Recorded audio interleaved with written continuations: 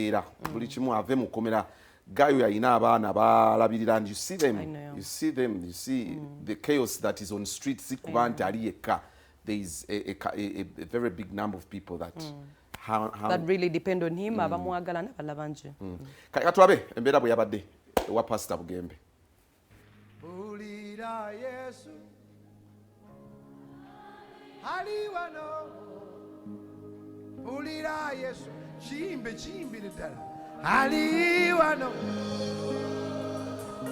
Shall we all welcome Mr. Van Kenson with the Alien Skin Group? They are here to pray for Alien Skin. Tubanirizeeko abaana ba Katonda.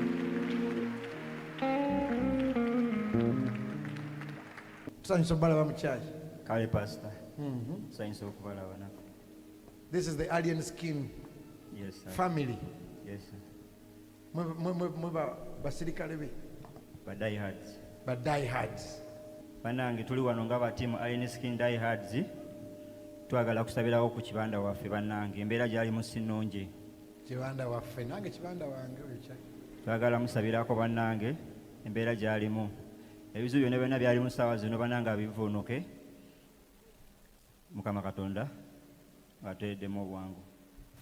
Kakati ekisooka. Yeah, Pastor. I love Alien Skin. Thank you so Because much, he's Pastor. very talented. Thank you so much. Alina, isn't Alien Skin talented? Ayimba ebidongo nga biri very unique. And I've never met him. Really? Yeah, simusinkanangako. Naye nga mwafunyemu ekyokuyiga. Of course, buli mbeera kutuukako Pastor, mu buli mbeera yonna yonna ofuna ekyokuyiga ng'omuntu, buli kimu ekiba kikutuuseeko, ofuna ekyokuyiga ng'omuntu. Neera kye mmanyi gy'ali, buli kimu saazi nali mu kirowoozaako. Bwe babakkiriza okubakyalira, bwe baggulawo mutegeeze, ngende mukyalireko. Kale Pastor, tewali buzibu. Tweyanza egyo. Ayi Mukama, omuyinza wa buli kintu,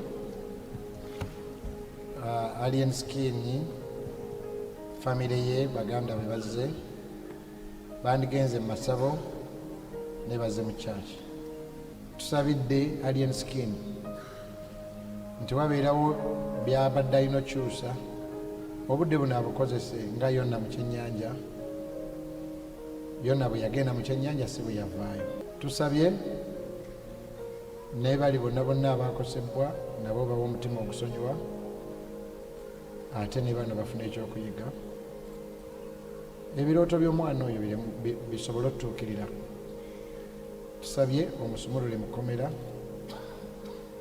ate bw'afaayo abeere mukwano gwo n'okusinga bwe yagendayo.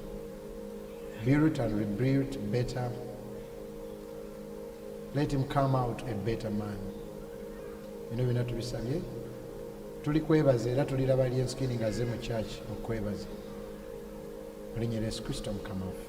Amen. Kirungi nnyo bwe tufuna ebizibu okugenda eri Katonda.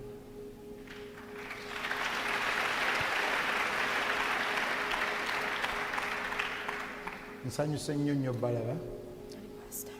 Era bwe bamuta ajjeko muki? Tugenda mugamba Pastor. Church yeebaze.